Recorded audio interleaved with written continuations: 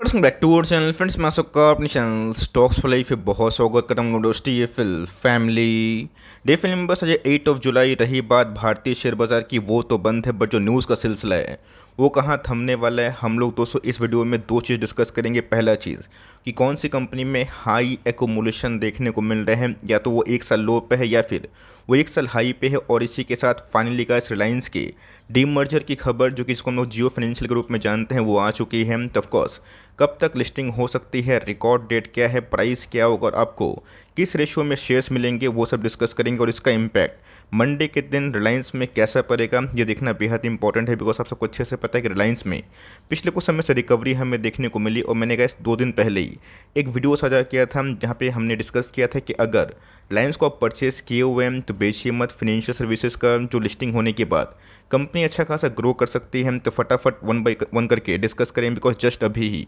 एक बड़ी अपडेट हमें देखने को मिल रही है। चैनल फर्स्ट टाइम होंगे सब्सक्राइब कर सकते हैं इस तरह क्वालिटी कंटेंट को सबसे पहले एक्सेस करने के लिए। Now without dealing any for time, let's begin. देश की सबसे बड़ी कंपनी रिलायंस के बारे में आप सबको इंट्रो देने की आवश्यकता नहीं है। बिकॉज ये अपने आप में दोस्तों ऐसी नामी ग्रामी कंपनी है जिसमें बहुत सारे इन्वेस्टर का फेथ आज से नहीं बहुत दिनों से है। लेकिन यस, रिलायंस की बात की जाए, समय समय पे दोस्तों ऐसा ब्रह्मास्त्र ये यूज़ करती है ना, जहाँ पे इनके पब्लिक की बात की जाए, मतलब पब्लिक इन द सेंस जो माइनॉरिटी शेयर होल्डर्स उनको रिवॉर्ड मिला जाए। फाइनली अगर आप देखें तो Reliance announces July 20 as record date of financial services demerger. आपको अच्छे से पता है कि बीच में हमें एक न्यूज़ देखने को मिली थी जहां पर रिलायंस अपने जियो फिनेंशियल के बिजनेस को डीमर्ज करके अलग से लिस्टिंग करवाएगी। इसका मतलब ये है कि वो हमें आने वाले दिनों में शेयर बाज़ार में अलग से लिस्टिंग होते हुए देखने को मिलेगी। इसका मतलब क्या होता है? इसका मतलब ये होता है कि लॉन्ग टर्म एप्रिसिएशन, जिस बिजनेस में काफ़ी दम होता है और ऑफकोर्स ग्रोथ की संभावना काफ़ी हाई होती है, समझदार प्रमोटर होते हैं तो उसको डीमर्ज करके अलग एंटिटी में कन्वर्ट करते हैं और उसके बाद उन सब बिजनेस में अच्छी खासी ग्रोथ देखने को मिलती है। तो आपके सामने का फाइनली जो रिकॉर्ड डेट है देखने को मिल रहे हैं। और अभी जस्ट 1 घंटा पहले, 1.5 घंटा पहले ये न्यूज़ फ्लैश हो चुकी है। गैस कुछ बातें हैं ये बताना बहुत ही इंपॉर्टेंट है। हमने गैस क्या देखा कि चलिए रिकॉर्ड डेट हमने देख लिया कि 20 तारीख है, बहुत ही अच्छी एंड वेल एंड गुड बात है। अब दोस्तों क्या प्राइस हो सकता है लिस्टिंग के दौरान? सूत्रों के अकॉर्डिंग की बात की जाए, JP मॉर्गन की बात की जाए, उनको ऐसा लगता है कि 179 से लेकर 189 पर शेयर ये लिस्टिंग हो सकते हैं। अनुपात की बात की जाए, रेशियो की बात की जाए, किस रेशियो में होने वाला है? 1:1। मतलब अगर आप रिलायंस के शेयर होल्डर हैं तो कुछ हाथ पांव मारने की आवश्यकता नहीं है, बस उसको होल्ड करके रखें। आपको अलग से हम जियो फाइनेंशियल्स की बात की जाए, उनकी लिस्टिंग के दौरान वो शेयर्स मिल जाएंगे।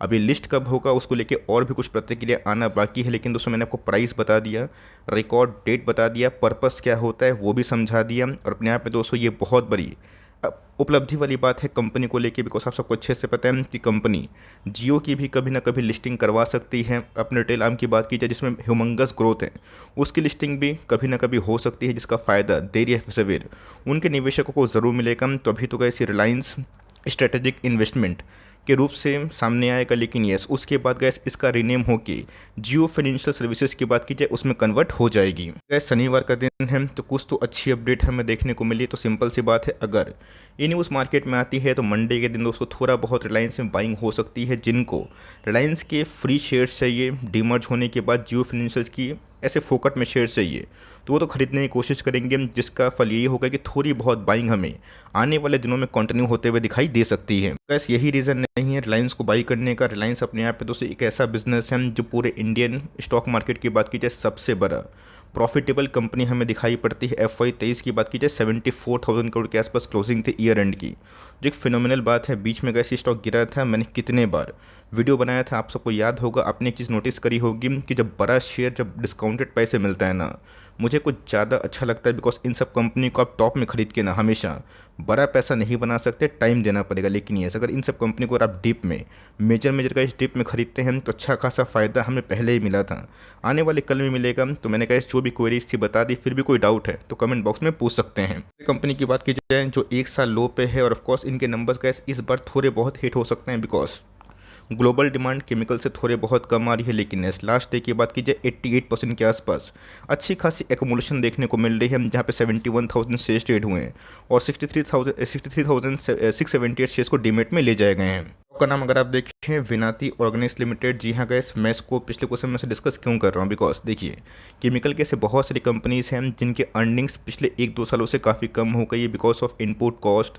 Margins decline. बट ये एक ऐसी कंपनी है जिनके गैस कोई बड़ी मार्जिन्स डिक्लाइन नहीं हुए हैं, उसके बावजूद भी कंपनी सफ़र कर रही है बिकॉज केमिकल कंपनी में अभी के टाइम स्ट्रॉन्ग डाउन ट्रेंड हमें देखने को मिल रहा है। एसआरएफ से लेके दीपक तक, दीपक से लेके क्लीन साइंस तक सारे के सामने कंपनी अंडर परफॉर्म कर रहे हैं। तो सेम दोस्तों विनाती ऑर्गेनिक्स में भी हमें वही कारण देखने को मिल रहा है। इतनी अच्छी है, लॉस पे ना बेचे, कम से कम नंबर्स देखे। नंबर्स ने तो गाइस पिछले क्वेश्चन में से सबको सरप्राइज किया और सेम आपने देखा कि पीआई इंडस्ट्रीज में भी ऐसा ही कुछ खेल हो रहा था। 2600 के आसपास, 2700 के आसपास, 2800 के आसपास की नंबर्स अच्छे होने के बावजूद भी वो ब्रेकआउट नहीं दे रही थी। आज दोस्तों नंबर्स अच्छे होने के बाद जब मार्केट में डाउन ट्रेंड था केमिकल्स में, वो कंपनी भाग चुकी है। मैंने एस्टिमेट भी किया था कि पीए इंडस्ट्री सहित बहुत सारे एग्रोकेमिकल स्पेस में अच्छी खासी डिमांड इमर्ज हो सकती है। तो कंपनी का इस एक साल लो पे है, अच्छी खासी for long term buying zone आपको दे रही है। अगर आप एक लंबे निवेशक है, लंबे बीच में मार्केट गिरावट से डरते नहीं है, आप इस कंपनी को एक बार चेक कर सकते हो। अगर आप देखें बीएससी में दोस्तों एक कंपनी में अच्छी खासी एकोमुलेशन देखने को मिल रही है जो एक साल हाई पे चल रही है, लाइफ टाइम हाई से अभी भी दूर है।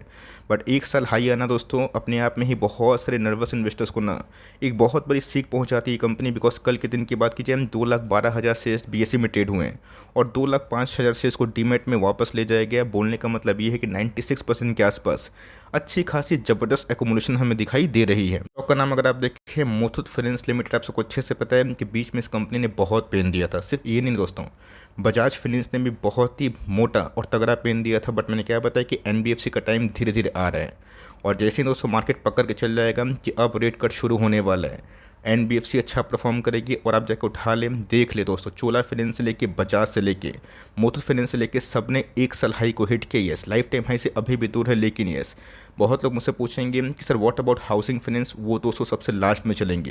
बिकॉज हाउसिंग फाइनेंस का बिजनेस आप सबको अच्छे से पता है कि रियल एस्टेट पर डिपेंड करता है और अभी भी वो तगड़ी रिकवरी हमें देखने को नहीं मिल रही है। बट यस, तेरी एफ सवेरे उन सब कंपनी में ज़रूर फायदा होगा। सो देखिए वेल जो बनते हैं ना आसानी से नहीं बनते हैं। 5 ईयर्स में प्रोफाइल क्या दिखाई पड़ रहे हैं, 220%। अभी दोस्तों बहुत ही अच्छा लग रहा है। मतलब 5 साल में अगर आपके पैसे 1,03,22,000 हुए ना, ये बहुत ही अच्छा रिटर्न माना जाता है। लेकिन दोस्तों जब ये बॉटम पे था ना, मतलब 900 के आसपास, तो यही 222% के आसपास रिटर्न थे ना 100% में नहीं थे, 90% के आसपास थे, 98% के आसपास थे।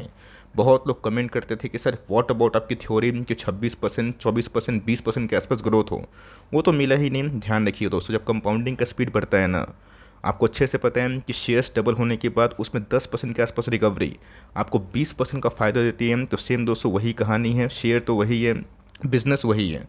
बट दोस्तों वही 40% चढ़ने से लोगों का व्यू चेंज हो जाता है। बहुत लोगों ने कल कमेंट किया कि सर मुथूट फाइनेंस कोई चलने वाली कंपनी नहीं है, कोई यूएसपी नहीं है, कोई बिजनेस मोड नहीं है। दोस्तों अगर आप सिर्फ बिजनेस मोड देख के निवेश करने लगे ना, सॉरी टू से आप स्टॉक मार्केट में बस 2-4 स्टॉक को ही खरीद के फॉर लॉन्ग टर्म बैठे रहेंगे, जैसे पिडिलाइट हो गए और भी ऐसी कंपनी जिसमें यूएसपी है। बट ध्यान रखिएगा, क्या एचडीएफसी बैंक का कोई बहुत बड़ा यूएसपी है? बिल्कुल नहीं। क्या आईसीआईसीआई बैंक का बहुत बड़ा यूएसपी है? नहीं।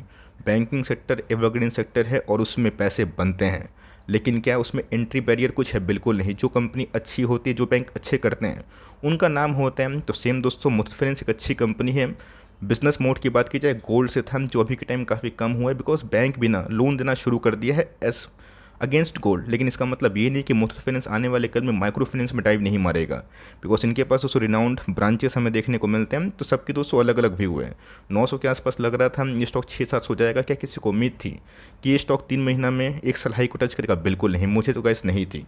तो बहुत लोग इस लेवल से मुझे पता है कि बाइंग किए होंगे जिनको निकलने का मौका मिल रहा होगा। निकलने का मौका मिल रहा है तो आप निकल सकते हैं, अपना कॉल ले सकते हैं। लेकिन यस ध्यान रखिएगा कि कंपनी अच्छी है। बहुत लोग मुझसे पूछते हैं कि सर बहुत ही लो पी है, तो ध्यान रखिएगा लो पी इसलिए है बिकॉज सबको पता है कि इसमें जो ग्रोथ होता है ना वो लिमिटेड होता है। एक्सेस ग्रोथ कब होगा? जब कंपनी माइक्रो फाइनेंस में काम करेगी। एक समय दोस्तों ना बहुत ही कम पी पे ट्रेड करता था क्या? ICICI bank. बट दोस्तों जब आईसीआईसीआई बैंक ना डाइव मारा कहाँ पे? रिटेल बैंकिंग में, तब दोस्तों उसका पी एक्सपैंड हुआ और पी एक्सपैंड होने के बावजूद भी उनकी अर्निंग्स बहुत बढ़े। ये थोड़ी फिलोसफी है, आप दोस्तों डिफरेंस ओपिनियन रख सकते हैं, बट कंपनी ख़राब नहीं है, कंपनी अच्छी है। और एक साल हाई पे अगर इतनी एकोमोडेशन हो रही है तो मेरे हिसाब से जल्दीबाजी में बेचना सही बात नहीं होगी। कम से कम Q1 के नंबर्स को देखिए और उसके बाद ही आप डिसाइड कर सकते हो। दोस्तों हाल फिलहाल में कंपनी आई थी जिनकी आईपीओ वही 250 लेके 250 के 280 के आसपास, if I am not wrong listing हमें मतलब उस आईपीओ प्राइस से कंपनी की लिस्टिंग धमाकेदार हुई और उस कंपनी में अभी के टाइम 91% के आसपास एक्यूमुलेशन हो रहा है, जहाँ पे 9,10,000 शेयर्स ट्रेड हुए हैं, 8,29,000 शेयर्स को डीमैट में ले जाया गया है। स्टॉक का नाम अगर आप देखें बिकाजी फूड, जी हाँ गैस, आपको पता है कि फूड वाले बिजनेस काफ़ी अच्छा करते हैं, एवरग्रीन होते हैं। बट ये जिस हिसाब से गैस प्राइस टर्निंग है और जिस हिसाब से गैस मार्केट में भी रिसेंट रैली आई है ना, मैं इस प्राइस टर्निंग में कंफर्टेबल नहीं हूँ। हो सकता है कंपनी भाग के 800, 900, 1000, 1200 हो सकता है, कुछ भी 200 पॉसिबल है। और खासकर जो न्यूली लिस्टेड कंपनी होती है ना, उसमें रैली सडन आती है और उसके बाद गिरावट होती है। बहुत सारी कंपनीज लाइन्स एग्जांपल है। आपको आईपीओ मिला है तो होल्ड करें, कंटिन्यू करें। फ्रेश बाइंग करना चाहते हैं तो आप अपने अकॉर्डिंग कंसिडर कर सकते हैं। मैं अपनी बात बोलूँ तो मुझे कैसे इस वैल्यूशन पे उतना बड़ा कंफर्ट नहीं हो रहा है। डजेंट मैटर कि कंपनी कितना ही भागे, बट मुझे लगता है कि आने वाले कल में इस करंट मार्केट प्राइस में वैसे बहुत सारी कंपनीज है फूड सेगमेंट से जो हमें अच्छा खासा एमओएस दे रही है। तो ये छोटी सी अपडेट थी। आप कौन कौन से स्टॉक्स को होल्ड करते हैं और रिलायंस की खबर आपको कैसी लगी, रिलायंस को क्या आप होल्ड करते हैं, कमेंट बॉक्स में ड्रॉप करना ना भूलिएगा। तो गाइस मिलते हैं जल्दी ही, तब तक के लिए bye. Thanks for listening friends, God bless you all.